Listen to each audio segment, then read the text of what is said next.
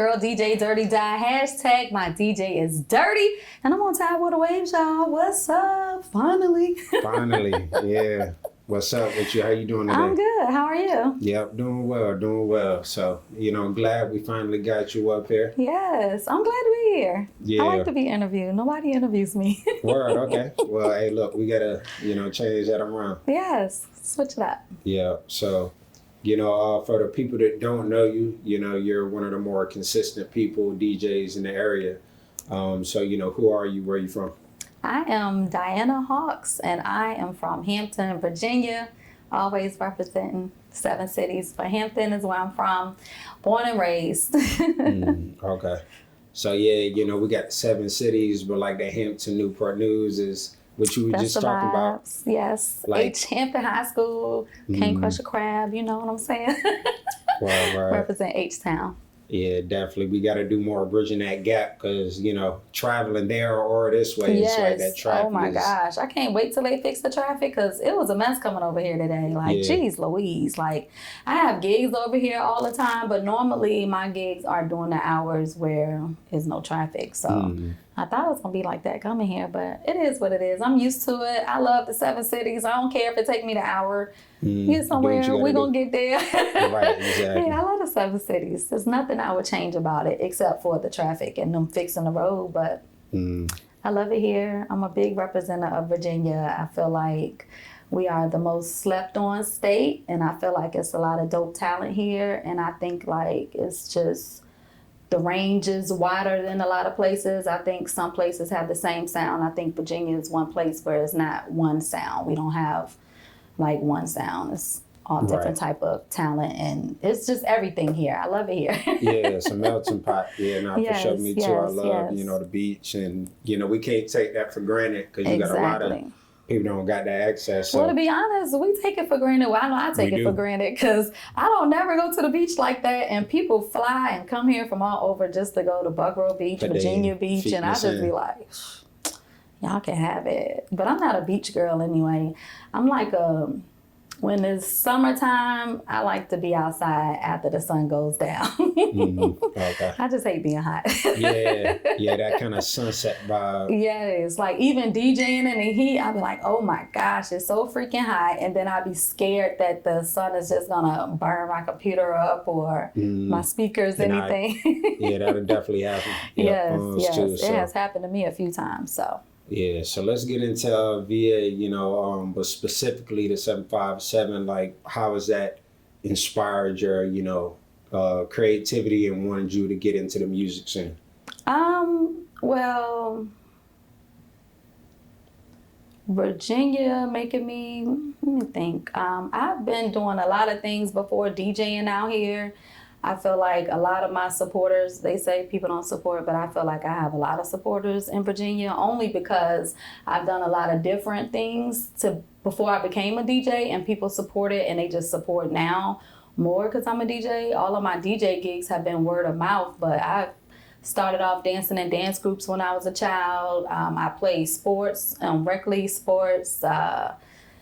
I threw parties, and DJing came about because I was living in Atlanta and I had wanted to DJ, but I didn't know anybody in Atlanta. All my homies that DJ was back home, and my homeboy Silk had a radio station, and I was listening to it one night.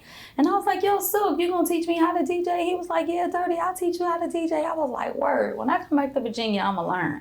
Because in Atlanta, they had a DJ school, and I never heard of a DJ school. And when I looked at the price, I was like, well, I can't afford a DJ school, but I'm gonna have my homie teach me. Because I feel like the DJ school would have gave me the background of all the different software to use, but it wouldn't give me hands-on experience. So when I moved back to Virginia, I was living in Atlanta. I moved back to Virginia, and that January of 2011, I started practicing to be a DJ. I learned on Technique 1200s.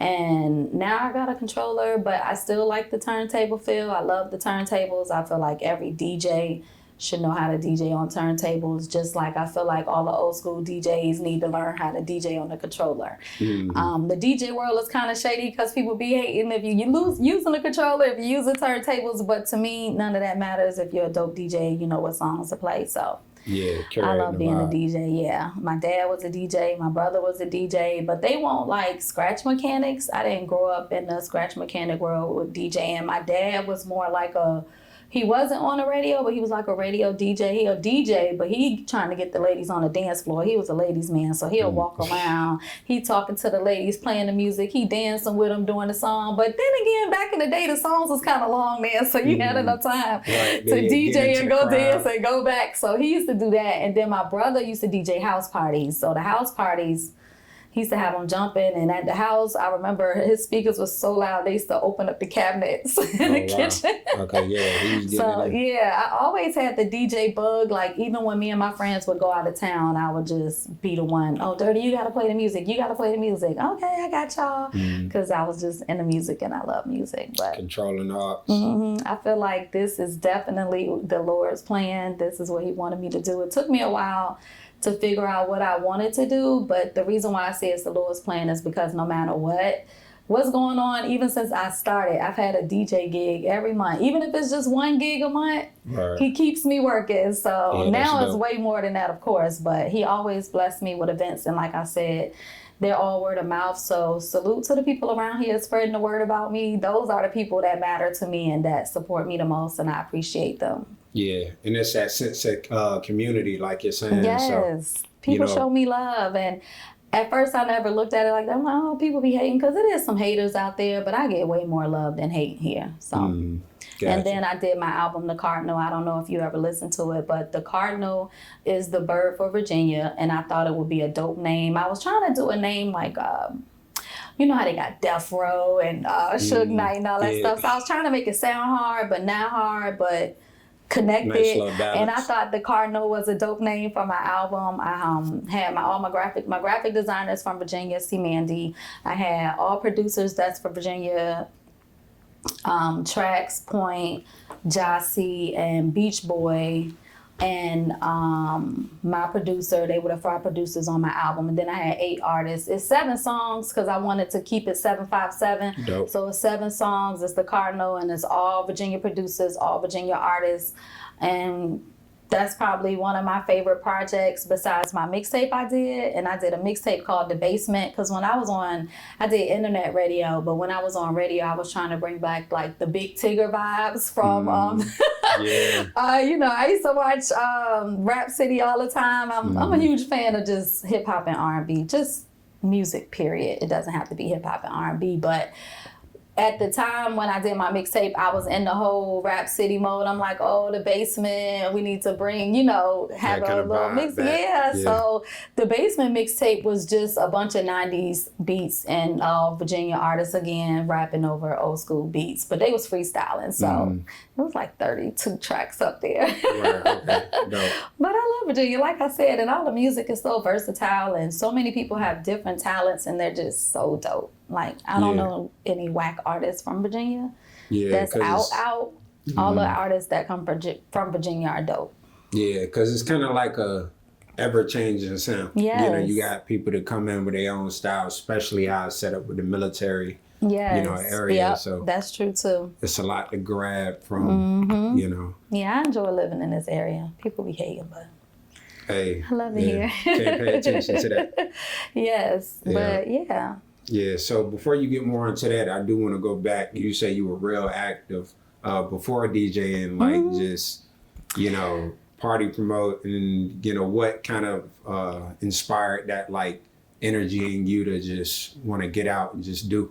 Oh, well, my dad, he used to do everything. So his friend owned a club he used to DJ at, so I was brought up around that. I was brought up around entrepreneurs doing their thing, and me and my best friend, we used to always throw a birthday party. And our birthday party used to be lit. So we was like, man, let's just start throwing parties. Turn this So, into something. yeah. So Shamise Nicole, it was this club in Chesapeake called Illusions. And we used to do First Fridays there, every first Friday. I'm a huge Nas fan. Everybody know I love Nas. So we had DJ LES DJing all our parties. And I thought that was like the dopest thing ever. I got Nas That's tough. to DJ at my parties. Nigga, what? Yeah. So Can't take yeah, me and nothing. shout out to Silk, because Silk is friends with LES, so that's how I met DJ LES. But DJ Silk really put me in. He introduced me to radio. He introduced me to everything that I've been wanting to do, but he put me in position to do it. So I love Silk for that. So salute the Silk, DJ Silk. Word, okay. So yeah, you know what, with your, you know, life and journey into DJing, even now, like for you to be here, like what kind of plights and bumps in the road have you hit? You know, because I know it's not always smooth. Oh no, it ain't all peaches and cream now. I done showed up to events and my speaker wouldn't work or the amp that went out.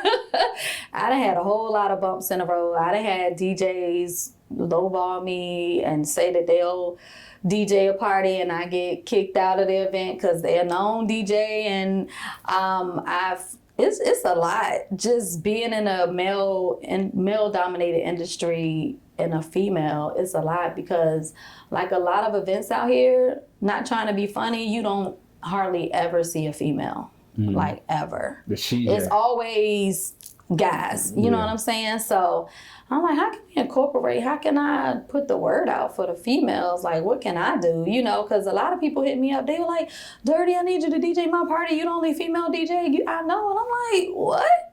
We got a lot of female DJs out here. How come y'all don't know them? You know what I'm saying? So it's like, I wanted to expose the SHEJs because a lot of SHEJs don't get love. So I started to respect the SHEJ Instagram page.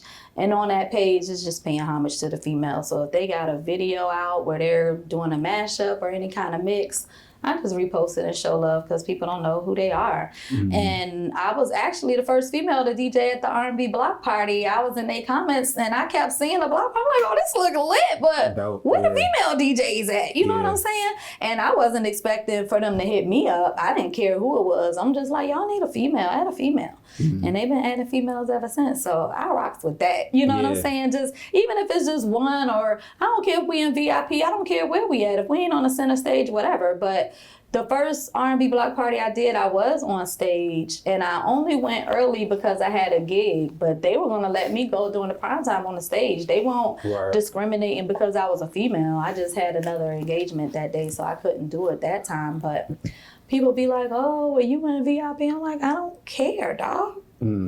A female name is listed. And all the R&B block parties you see now, they got a female up there. And that's all I care about. I don't care about nothing else. I just want the love to be shown to females too. There's some dope female DJs out here. And a lot of them are better than some of these guys. But we ain't gonna talk about that. We can talk about it. We can talk about it. Nah, I try to show love and good energy. So I ain't trying to bring no negative vibes on the podcast. All type of vibes as long as it's authentic. Yeah, that's true. That's true. Yeah. But yeah, so with you having to respect SHEJ and starting that, like what type of fulfillment, I guess, you know, from concept to it actually happening, you know, how do you feel about it today and where do you want to take it? I feel great about it. I haven't really dug into trying to take the Respect the SHEJ Instagram page anywhere. I just looked at it as paying homage. But when I do throw events, I always book SHEJs. I don't never have an event without a bunch of SHEJs. Normally, my birthday party every year, DJ Nakilla. I used to have all girls, and then, you know, if they busy or whatever, but I'm actually just happy that we're getting exposed more. Like, even at the Cousins Festival, you see DJ Diamond Cuts. She gonna be the main DJ. Just incorporating the female. That's all I care about. I don't care about nothing else. It don't have to be me. I just like to see it happening. And more you seeing female DJs go on tour. They out here, they popping, they on the TVs. You see the little clip from the little party scene. So that's all I care about. The SHEJs getting noticed. Yeah. Solid. Yeah, I'm sure some of that comes from that mother instinct as well. Yes. You know, you are a mother. Of two daughters, two beautiful daughters. Yes, Aviance and Amir. Right. So how, you know, is it balancing that, you know, you are very much still active and making your moves, but also still, you know, making time for, you know, being a mother? Well, they're grown now, so being a mom for me is just being supportive in whatever they want to do. If they trying to, whatever, I'm just trying to invest in what they want to do. juggling it is pretty easy now because, like I said, they're grown. My youngest attends Howard University, and my oldest lives in New York. So they're not in the actual house with me, but I just be trying to be there for them mentally. And if they need me for anything, I'm like, all right, let's go, let's roll. I just try to support them like I would want somebody to support me. So that's all. That's dope. They my daughters. Yeah, I got a shout out to HU, you know. Yeah, I went to Howard. Oh, you did? Yeah. Oh, I didn't know that. Okay, so definitely made the right choice. Yeah. You know. Shout out to Hampton. She going to her sophomore year. My oldest graduated from VCU. So yeah, my oldest went to VCU, and my youngest, she going into her sophomore year at Howard. So Word, okay. Hopefully this year is a little more popping. You know, the first year is always tough getting adjusted. And she not really about the city life. She more of a suburb girl like me. So getting adjusted to all that noise and having a roommate, you know, it's a lot. But she enjoyed it, so that's all I care about. Yeah, definitely an adjustment, you know. How did you like Howard? Loved it. Are you doing this cheesing? Too much fun. So do you go to the homecoming every year? Yeah. Well, no, not every year. You know, used to, but that slowed down the older I got. But right. When I can make it, but Howard homecoming when I was growing up in the '90s, that was where the spot was to be. If you wasn't at Howard homecoming, you were nowhere. That's where it was. And back in the '90s, it was jumping. It's so crazy now because I think about me being a DJ, right? And I'm like, damn, what if I was a DJ in the '90s? Like, man, I would have I'm mad I started late DJing, honestly. Because I was making people mixtapes and everything in middle school, and I was in the phase, I was so much into music. I was listening to the radio, I would record the radio, I'm pausing and stopping, I'm writing lyrics, like I want to learn the words. The only difference between being a DJ now and back then, I probably need some help carrying records and stuff like that. But just being able to get music that people not able to get, and the exclusivity of being a DJ back then in the 80s and the 90s, I think those times were lit. Yeah, definitely, because that was like the emergence. That was like the emergence of, you know, I guess that real street work, you know, when you had to like really hit the ground. Dig in the crates. And, you know, like we didn't have, well, I ain't gonna say we. That wasn't really my area. We had Livewire too during that time. Yeah. And honestly, that was a good time too. I got so many remixes, like I can't even find them now. I had so much music I found up there, and during those times, being a DJ was lit. It's kind of hard differentiating yourself as a DJ now because everybody got access to the same music. But that's why I always tap into the independent artists, because they make you separate from everybody else, because they got music that you can't just find anywhere. Yeah. And if you don't know about them, then you ain't going to play it. So I feel like the independent artists help DJs be a little more exclusive, like back in the day, especially if you're looking for that #1 hit and they ain't released it yet. Right. And if you don't want DJ with it, you popping. So that's why I always support independent artists, because it was this one artist, he sent me his album way before it came out. I want to say this was like 2012. No, it was 2015. I would play his album every day. That album is classic. And I don't know if he re-released it or what. I'm glad I still got the email with the whole album, because it ain't nowhere on Tidal or social media no more. So now I'm like, oh shit, I got some heat. And there's some good R&B too, like really good. Yeah. So salute to the independent artists out there. Y'all keep doing y'all thing, man, because DJs, if you want to be exclusive, that's who y'all need to be tapping into, because there's some really dope songs out there that we can just play that ain't nobody else got. So I do like that. So salute to the independent artists. Yeah, nah, for sure. Yeah, they make you exclusive. Yeah. So how important is that, like, independence to you, like you being a DJ and you kind of being able to curate the vibe for others, so that naturally kind of, you know, gives you a certain level of independence for the vibe. So like when it comes down to the artists, you know, like them kind of maintaining ownership and, you know, being as authentic as possible and not really conforming to a certain sound. Like, do you notice that, and how important is that to you? I know that was pretty long-winded.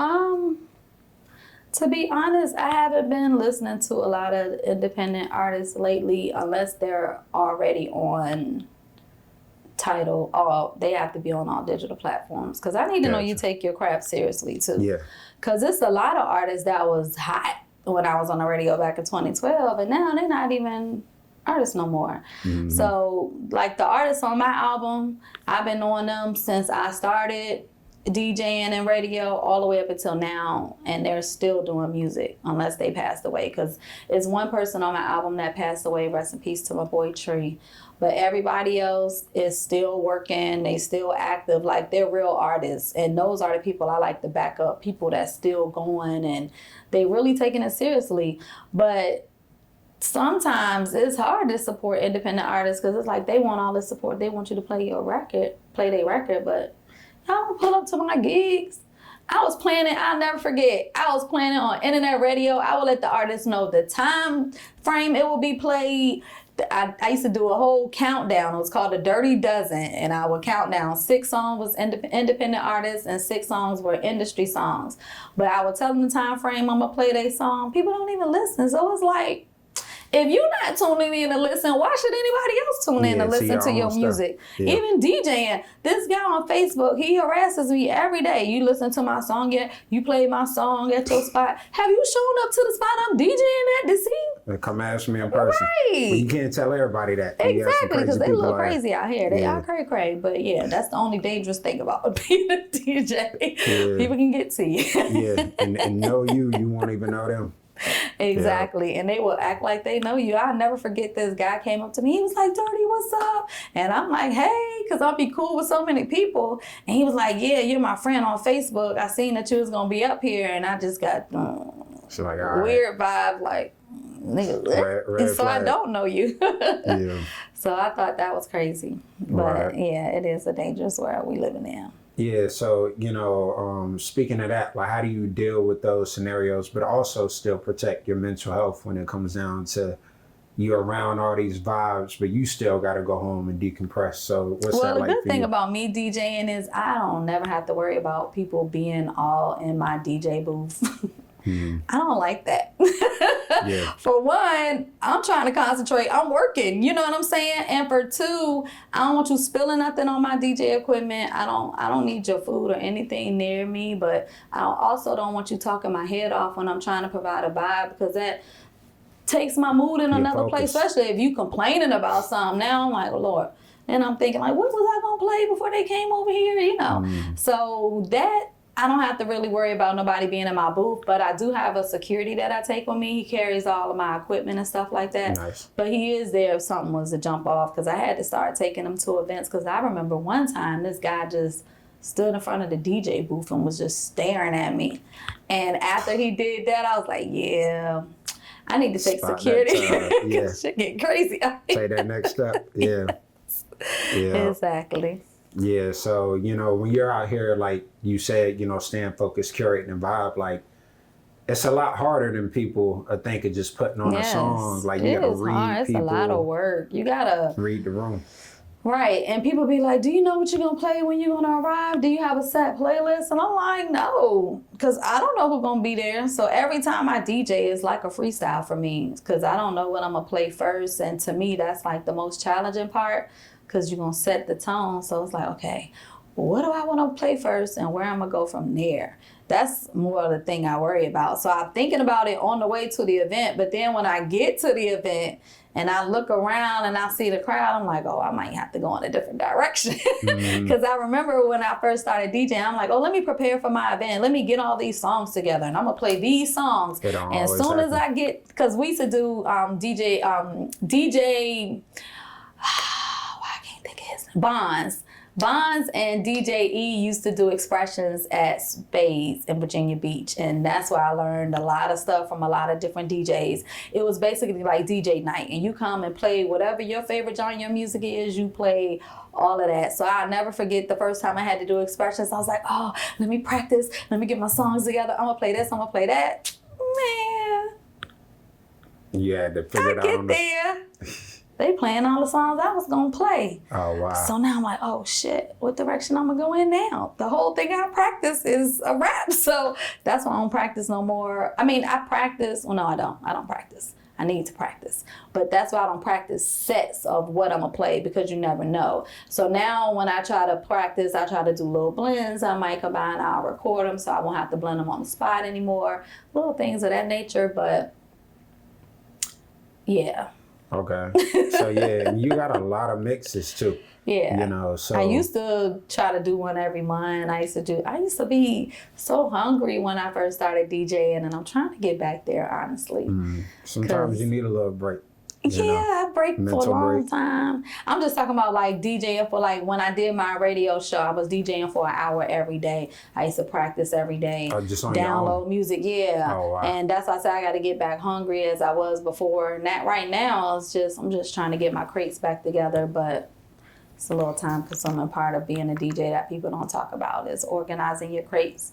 And people are like, how you been doing that all day? I'm like, do you know how many songs are in my crates, dog? Do you know that we gotta scan the songs, get the BPM, then we trying to mark the songs where we want to start them? Because all DJs don't start the song at the beginning, and you don't have to. You know what I'm saying? Mixes into it. Yeah, you can flow. blend in the second verse. If that's the verse everybody like, you might skip the first verse or whatever, but you marking the songs, like organizing your songs, to me is probably the most tedious, important part of being a DJ. Gotcha. So yeah, with you mentioning tedious, like how long is that process? It's days. Yeah, I was about to say, you know, because you could. Yeah, if I go home right now, like if I were to scan my computer, and scanning it is nothing but setting all the songs. It's going through all your songs in your library, scanning them, giving you the BPM if you don't have a BPM set, and it's basically whatever volume you have set, it'll set it for all those songs. Through Curator, you scan it. Right. So if I scan it, I got like over 100,000 songs.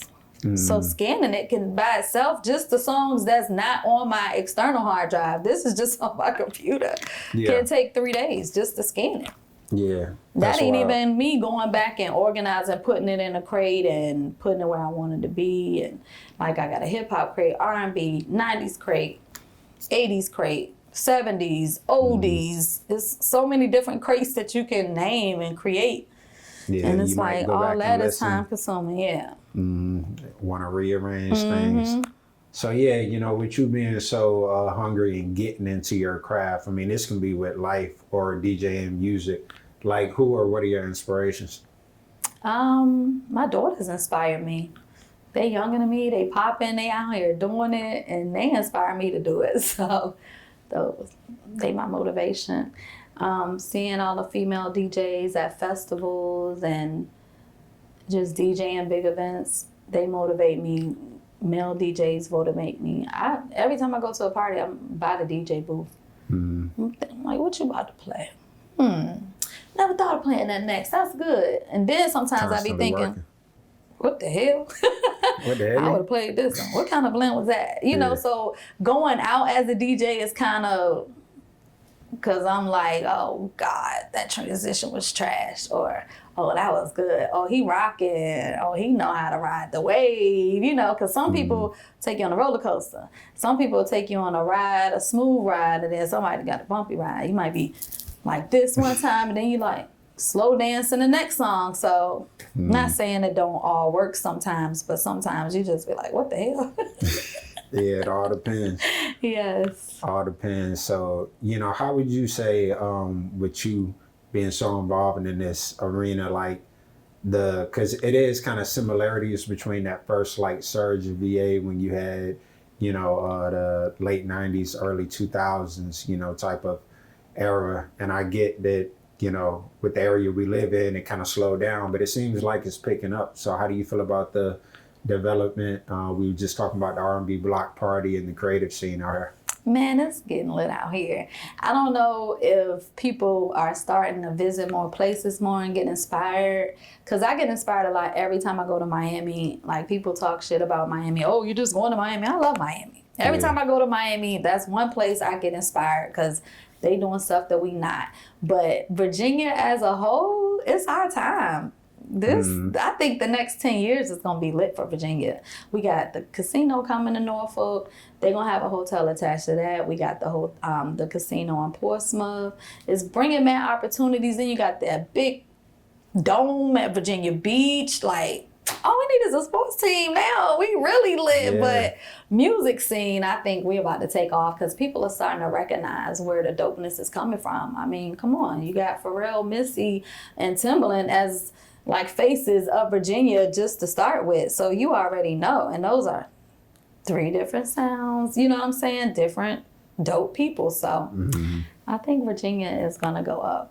Well, I know we're going up, and I'm more excited for that. I just want to see the people in Virginia get what they deserve because some hardworking people out here grinding, and they deserve all the good coming their way. So I'm looking forward to it because it's going to hype me up regardless because I'm like, yeah, baby, VA all day. Yeah, you done been here from the lowest to lows and being overlooked and all that. Like, it's definitely time. And I think, you know, a part of that obviously is the city being on board too. Yes, so and they are backing us and supporting. There's way more Black businesses out here that's booming and doing their thing. So, yeah. Yeah, so it's time to take off. Yeah, what Beyonce say, we're going to take it to the moon, take it to the stars. I was about to start singing it. I'm like, I ain't got no singing voice.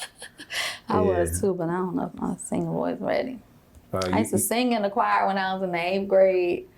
I was a soprano. Might need to incorporate that with the might need to take some vocal lessons. I said when I get married, I'm going to sing to my husband. Hey, got to. Got to set the vibe. Yes. Yeah, so Trap and R&B, you know, June 14th. That was supposed to be tonight, but it was canceled. Yeah. Oh, it was canceled. Yeah, okay. It was canceled tonight. It's all good. The guy that was throwing the event, he wasn't getting the ticket sales that he was looking for. He was already rescheduled, but I told him I think he should start at a smaller venue first because this was like one of his first events. Yeah.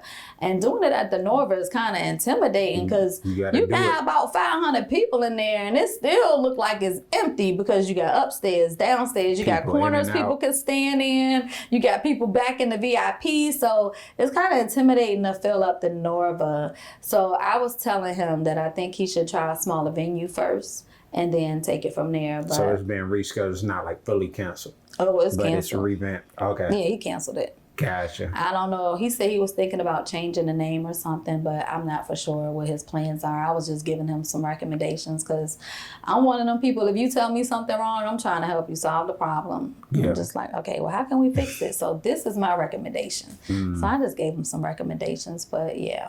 Gotcha. So yeah, what's, I guess, your favorite, and I know you got many, like one of your most memorable, you know, events you've DJ'd at? The weddings are always the most memorable for me. I just did a wedding on June the 7th, and that was the most beautifulest wedding I've ever done. I've never seen anything like that. But just being a part of people getting married and love and me being a hopeful, romantic, I love love. So, and I love R&B, so weddings are right up my alley. They probably are my favorite. But I like when the groom, they pick out, it was this one groom, they had their wedding here at Slover Library. It was very beautiful. And I remember the groom picked out certain lyrics of the Jay-Z song that he wanted to dance with his mama to. And little moments like that, I feel like, oh, yeah. You want me to start here and stop it where? And then the lyrics for that, stuff like that hype me up. I'm like, oh, that was smart. Yeah. I like people that's into their weddings. And like out of all the couples I did, it's only like 3 that I know 3 of them for sure will be together for ever and ever and ever. So yeah. Dope. Yeah, and that's, you know, like we go back to curating vibes. I mean, that's a special moment in somebody's life. So. And then just inviting the right people to your wedding reception is so important. And my homegirl, hands down, all the weddings I've done, she had the best reception. I don't know if it was, I know why she had the best reception because all her guests came to party. They came to celebrate them being married. But I wasn't expecting for us to turn up like that. That was a memorable time. That was Nikisha and George's wedding I did. I think they've been married 2 years, 22 years ago. But yeah, Shout out to Nikisha Yeah, and George. shout out to the Wilsons. And they the Massenbergs now. Oh, the Massenbergs, yeah, okay. she ain't no Wilson no more. She a Massenberg. But they had the most poppin'est reception that I've ever done.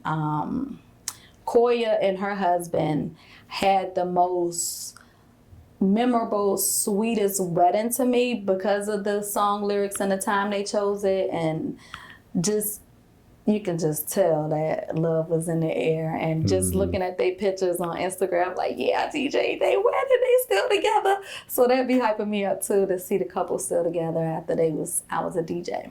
Charlotte. Okay, word. So yeah, you done it all up to this point. Yeah, I done did concerts. Yeah. You know, I've done a lot of things that a lot of DJs are just now doing or starting to do. And that is a blessing. Because in the 15 years I've been DJing, I never thought that I would get those opportunities. So for the Lord to bless me with those opportunities in my early DJ years, I'm grateful, man. I'm just very humble, very blessed, because I didn't open up and DJ some for Big Daddy Kane, nice and smooth. Like, I done did some events, and I was like, oh man, I didn't open like Creative Nation when they was doing all the R&B events at the Nova, when they brought Marsha Ambrosius, Rico Love, Monica. They had me DJing all of that. So shout out to Creative Nation. Shout out to Kim Wimbush. Kim, oh my gosh. Shout out to Kim. Yeah. I love me some Kim. And Kim was the first person to ever book me for a DJ. She just gave me a chance at her Mother's Day event she had at Palace on Plume years ago. And ever since then, she took a chance on me, and she ain't never gave up on her sister. She had me DJing the Heartbeat Galas. I've DJed a bunch of political events. I've DJed at the Rivers Casino on a patio because of Kim. So Kim, Creative Nation, there's a lot of people that done looked out for me. So thank y'all, man. Yeah. Giving me the opportunity. Just like Leon, Boss Bags, and the whole R&B block party, they ain't have to choose me. They could have chose anybody to be the first female DJ, but putting me in that situation and always including me, like I'm doing the Cousins Cook-Off next Saturday night from 7 to 9 at Waterside. I was there for the R&B block party for New Year's Eve, the Norfolk State. Like, they didn't... I'm grateful, man. I'm just super blessed and thankful, to be honest with you. Yeah, and then I have a photo booth business too. I don't know if you know, it's called Oh Snap Me. Okay, so like I said, a lot of people support me, but they support my photo booth business too. That's what I'm saying. There's no way you can make an excuse not to make no money. I done sold dinners, I done cleaned houses, I done worked 3-4 jobs, and I don't care. Like right now, if I need some extra money, let me sign up and work Amazon. I'm gonna give me a job, and I'm gonna go there. But I'm still gonna hustle too. But salute to everybody that support me in my photo booth business, my DJ business. I'm grateful, man. And I have my own perfume line, so shout out to Calvin because he made me my own fragrance. Like, it's little stuff that I like, and it's people out here that can execute my ideas, so I do appreciate them. I do got to give a shout out to my homegirl Flower. She used to do the Noble Crown. She made me some custom crowns. So I work with a lot of independent people too, working and reselling their stuff, or them making something exclusive for me, and me just promoting it, being a brand ambassador for their brand. So yeah, I appreciate the love I get out here. Okay. All right, that's a bet. Well, yeah, I look forward to episode 2. 3, 4, 5. Holla at your girl. I got a lot to talk about. We definitely got a lot to talk about. Yeah, we can chop it up anytime. And you good company, and this is a vibe. I appreciate Tyler Ways for having me. I always send y'all interviews, and I'm here now. So thank you for having DJ Dirty Die. Y'all follow me on Instagram, Facebook, Snapchat, TikTok at DJ Dirty Die. My website is djdirtydie.com, and my photo booth website is www.ohhsnapme. That's Snap. And that's follow that on Instagram too. So yeah, we definitely gonna follow this interview up. Yes, I will be back. Yeah, shout out DJ Dirty Die. Thank you for having me. I appreciate you. Appreciate you pulling up. Yes. We out. Peace.